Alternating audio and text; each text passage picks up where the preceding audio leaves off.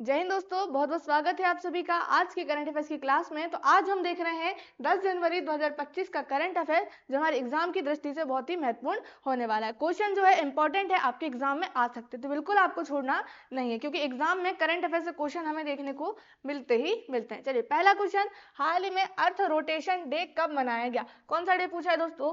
Earth rotation day कब मनाया गया? तो ये कब मनाया गया है? 8 जनवरी को। कब मनाया गया?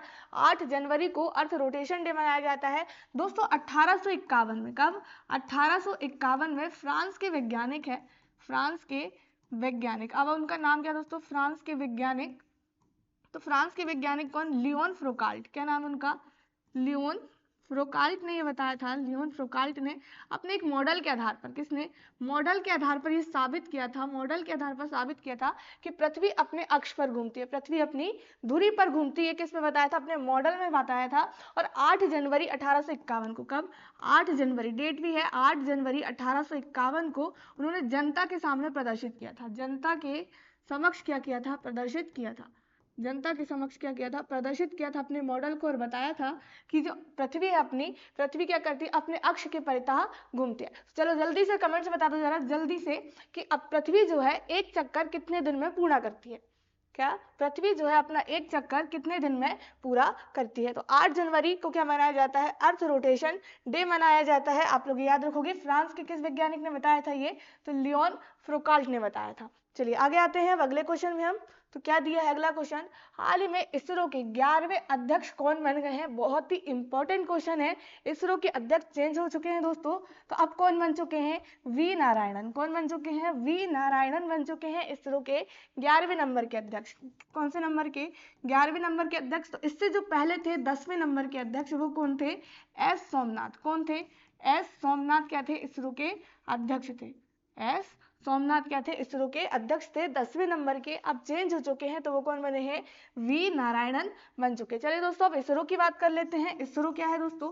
तो इसरो क्या है? Indian space research organisation. क्या है? हिंदी में हम कहें भारतीय अंतरिक्ष अनुसंधान संगठन। भारतीय अंतरिक्ष, भारतीय अंतरिक्ष अनुसंधान संगठन, अनुसंधान संगठन, इसका क्या है ये? Full form. किसका? इसरो का, भारतीय अंतरिक्ष अनुसंधान संगठन, इंडियन स्पेस रिसर्च ऑर्गेनाइजेशन। आप लोग नाम याद रखोगे। इसकी स्थापना की हम बात कर रहे हैं। इसरो की स्थापना कब हुई थी? इसरो की स्थापना तो 1969 में। कब हुई थी? 1969 में। इसका हेडक्वार्टर कहाँ पर है? तो बेंगलोर में। कहाँ पर है? बेंगलोर में इसका क्या है? हेडक्वार्टर या मुख्यालय हम का है। कहाँ पर है? बेंगलोर में। किसका?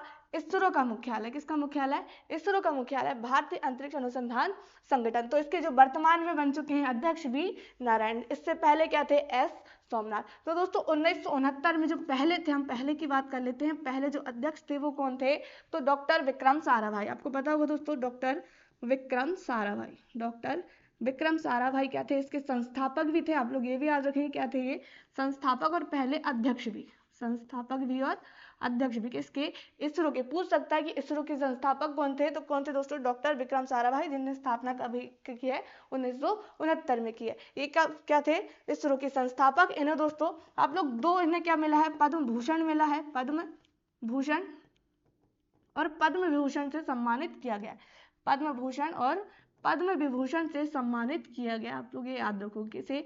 डॉक्टर विक्रम साराभाई को। किससे? पद्म भूषण से और पद्म विभूषण से। तो पद्म विभूषण कब मिला है इन्हें? 1966 में। कब मिला? 1966 में क्या मिला है? पद्म भूषण मिला है। किसे मिला है? तो डॉक्टर विक्रम साराभाई को। पद्म विभूषण कब मिला? तो ये 1972 में मिला।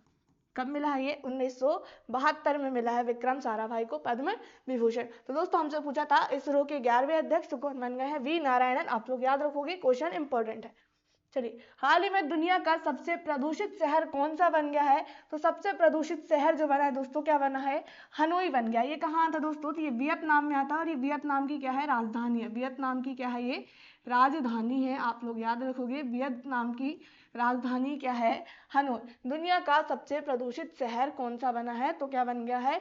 हनोई जो है बन गया है। चलिए आगे आते हैं अब अगले क्वेश्चन में हम।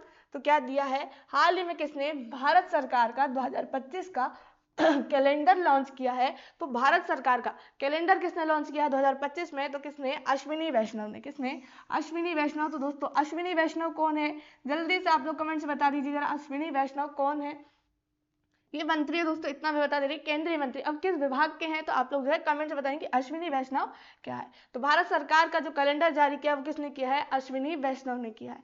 चलिए आगे आते हैं, अगले क्वेश्चन में हम क्या दिया है, हाल ही में माइक्रोसॉफ्ट ने भारत में AI और क्लाउड इंफ्रास्ट्रक्चर पर अगले 2 वर्षों में कितना निवेश करने की घोषणा की है। किसने, माइक्रोसॉफ्ट ने भारत में AI और क्लाउड इंफ्रास्ट्रक्चर पर कितने वर्ष में, 2 वर्ष में, तो कितने निवेश करने की घोषणा की है दोस्तों, तो $3 बिलियन, कितने, $3 बिलियन यहाँ पर खर्च करने की घोषणा की है। किसने की है, तो माइक्रोसॉफ्ट ने की है। कहां पर, तो भारत में। अब दोस्तों माइक्रोसॉफ्ट, हम इसकी बात कर लेते हैं, माइक्रोसॉफ्ट की स्थापना की बात कर लें।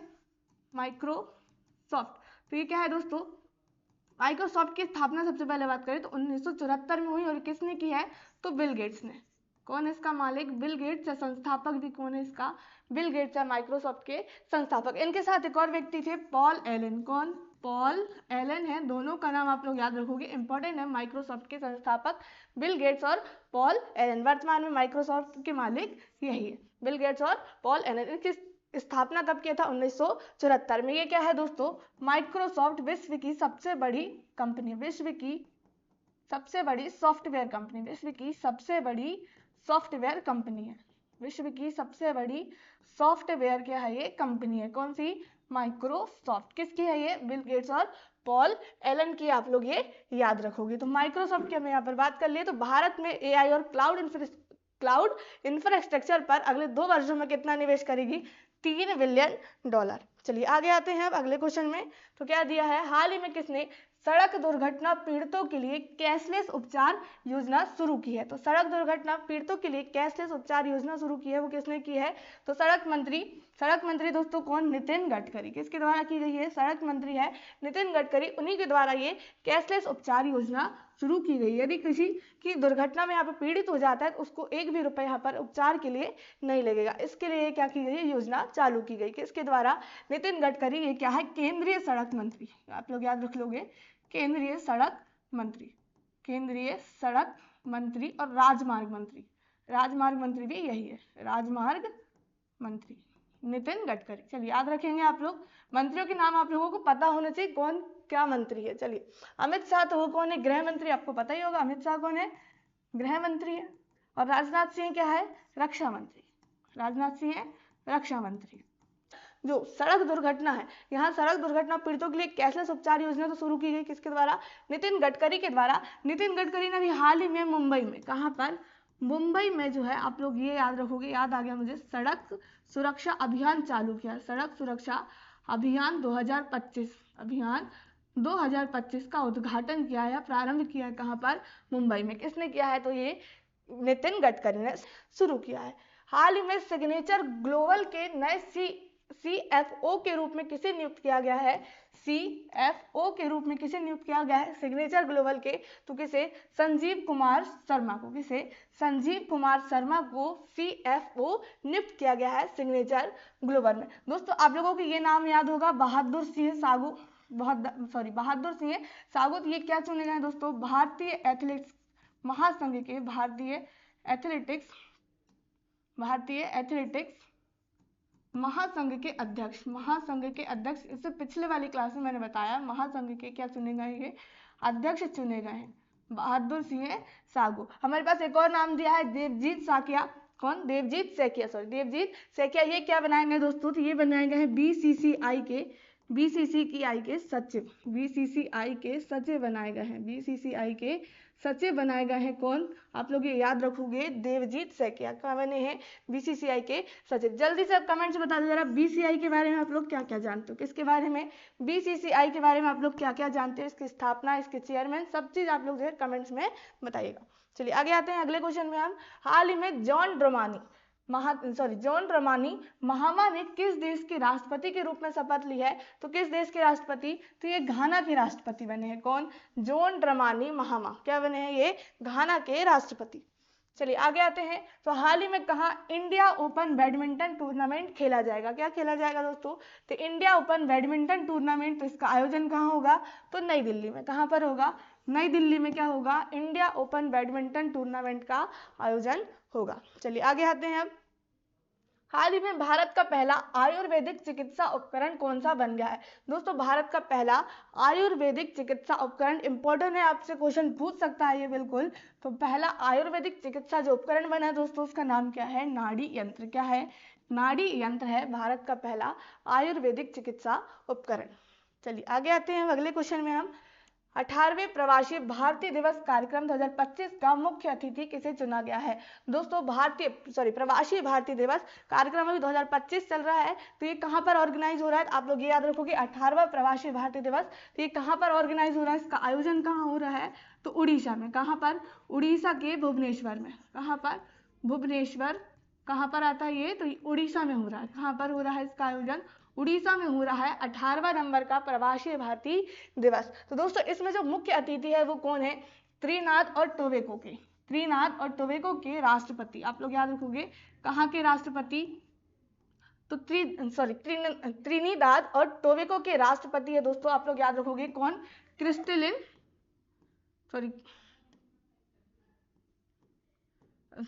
किसके राष्ट्रपति? त्रिनिदाद और टोबैगो के राष्ट्रपति है क्रिस्टलिन कंगालू। क्या नाम इनका? कंगालू। आप लोग नाम याद रखोगे क्या है? क्रिस्टिन कंगालू नाम इनका, त्रिनिदाद और टोबैगो के। ये क्या बने हैं? प्रवासी भारतीय दिवस कार्यक्रम 2025 के मुख्य अतिथि के रूप में शामिल हुए हैं। आप लोग याद रखोगे इनका नाम क्रिस्टिन कंगालू। चलिए अब प्रवासी भारतीय दिवस की बात करें। किसकी? प्रवासी भारतीय दिवस। तो ये कब मनाया जाता है दोस्तों? प्रवासी भारतीय दिवस। प्रवासी भारतीय दिवस तो ये कब मनाया जाता है? ये दिवस मनाया जाता है 9 जनवरी को। कब मनाया जाता है? प्रतिवर्ष 9 जनवरी को मनाया जाता है, लेकिन इसका जो आयोजन हो रहा है उड़ीसा में, ये 8 से 10 जनवरी तक मनाया जा रहा है। कब से? 8 से 10 जनवरी तक इसका आयोजन किया जा रहा है। लेकिन जो मुख्य दिवस है प्रवासी भारतीय दिवस वो कब मनाया जाता है? 9 जनवरी को। इसकी शुरुआत हम बात करें, जो भारतीय दिवस है प्रवासी भारतीय दिवस, इसको शुरू कब हुआ? ये जो दिवस है इसकी शुरुआत कब हुई? तो इसकी शुरुआत कब हुई है? 2003 में। 2003 में ये पहली बार मनाया गया था। कब? 2003 में प्रवासी भारतीय दिवस। अब दोस्तों ये क्यों मनाया जाता है? तो इसका कारण भी आपको पता होना चाहिए कि प्रवासी भारतीय दिवस क्यों मनाया जाता है। दोस्तों 9 जनवरी 1915। कब? 9 जनवरी 1915 को हमारे महात्मा गांधी दक्षिण अफ्रीका से वापस आए थे। कहाँ से? दक्षिण अफ्रीका से वापस आए थे। कौन वापस आए थे? कहाँ पर? भारत आए थे महात्मा गांधी जी। कब आए थे महात्मा गांधी? तो 9 जनवरी 1915 को। तो इसी दिन क्या मनाया जाता है? प्रवासी भारतीय दिवस मनाया जाता है। तो इस बार जो मनाया जा रहा है 18वें नंबर का मनाया जा रहा है 2025 में। दोस्तों एक चीज आप लोग याद रखोगे, 2015 से 2003 से तो ये क्या प्रतिवर्ष मनाया जा रहा था। कब? 2003 से प्रतिवर्ष मनाया जा रहा था। कौन सा दिवस? प्रवासी भारतीय दिवस। लेकिन 2015 से ये चेंज हो चुका है, ये प्रत्येक 2 वर्ष में मनाया जाता है। 2 वर्ष में मनाया जाता है क्या? प्रवासी भारतीय दिवस। तो इससे पहले जो हुआ था 17वें नंबर का, 17वां जो हुआ था प्रवासी भारतीय दिवस, तो ये कहाँ हुआ था? 2023 में इंदौर में हुआ था। क्योंकि 2 साल में मना रहे हैं तो 2023 के बाद इसका आयोजन कब? 2025 में। तो 2023 में 17वें नंबर का था। कहाँ पर हुआ था ये? इंदौर, मध्य प्रदेश के इंदौर में। तो आप लोग ये याद रखोगे। तो इस कार्यक्रम के जो मुख्य अतिथि बने वो कौन बने? त्रिनिदाद और टोबैगो। आपसे देश का नाम पूछे तो यह जाएगा, और राष्ट्रपति जो थे यहाँ के मुख्य अतिथि क्रिस्टिन कंगाल। चलिए आगे आते हैं। अब अगले क्वेश्चन में हम क्या दिया है? मोक वेद महोत्सव। महोत्सव से क्वेश्चन बिल्कुल इंपॉर्टेंट है, आप लोग एक एक महोत्सव को अच्छे से पढ़ोगे। चलिए मोक वेद महोत्सव जो है किस जनजाति द्वारा मनाया जाता है? तो किस जनजाति द्वारा? तो टोडो जनजाति के द्वारा। किसके द्वारा? टोडो जनजाति। अब ये कहाँ निवास करती है? तो तमिलनाडु के नीलगिरी क्षेत्र में। कहाँ पर? तमिलनाडु के नीलगिरी क्षेत्र में। कहाँ पर? नीलगिरी पहाड़ियों के क्षेत्र में ये जनजाति निवास करती है। नीलगिरी पहाड़ियों वाले क्षेत्र में, पहाड़ियों के क्षेत्र में ये जनजाति निवास करती है। कौन सी? टोडो जनजाति। इनका ये महोत्सव है मोक वेद महोत्सव। ये क्या है दोस्तों? ये 9 वर्ष का महोत्सव। उनके जनजाति के द्वारा ये 9 वर्ष का महोत्सव मनाया जाता है।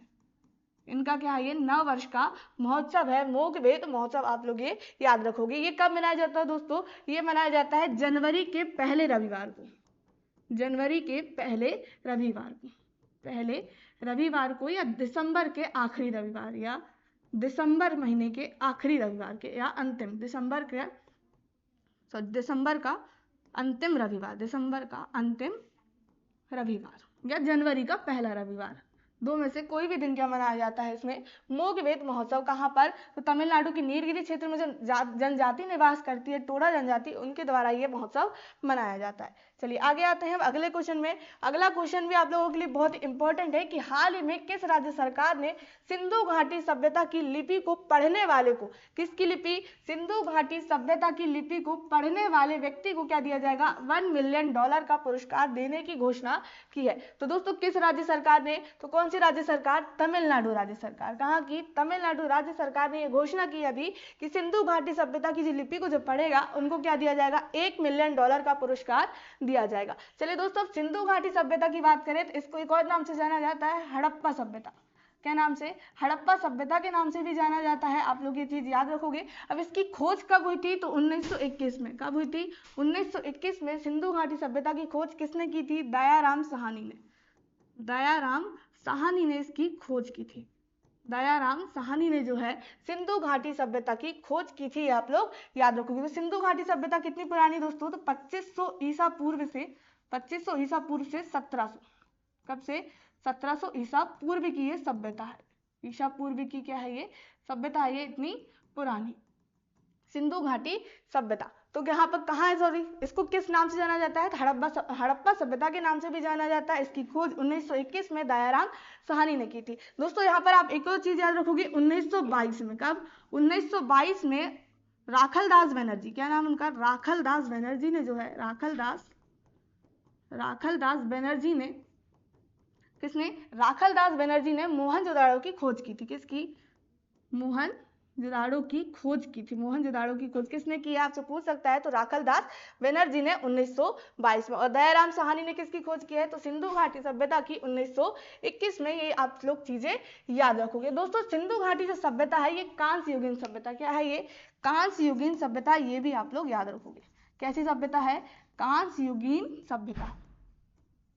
चलिए कांस्य युगीन सभ्यता, सिंधु घाटी सभ्यता। तो इस लिपि को पढ़ने के लिए एक तमिलनाडु राज्य सरकार के द्वारा $1 मिलियन का पुरस्कार यहाँ पर देने की घोषणा कर दी गई है। तो ये थे आज के हमारे इंपॉर्टेंट क्वेश्चन जो हमने यहाँ पर देखे। यदि आपने अभी तक टेलीग्राम चैनल को ज्वाइन नहीं किया तो आप लोग ज्वाइन कर लें। आपको जो पीडीएफ है, जो हमारी आज की क्लास है, इसकी पीडीएफ आपको टेलीग्राम चैनल में प्रोवाइड कर दी जाएगी। तो इसके लिए आपको टेलीग्राम चैनल को ज्वाइन करना पड़ेगा। साथ ही साथ आपको वहाँ पर डेली जीके क्विज मिलती रहेगी, आप उनको भी सॉल्व करें, जिससे आपकी तैयारी जो है शानदार चलती रहे। तो मिलते हैं अपन कल की क्लास में, तब तक के लिए जय हिंद जय भारत।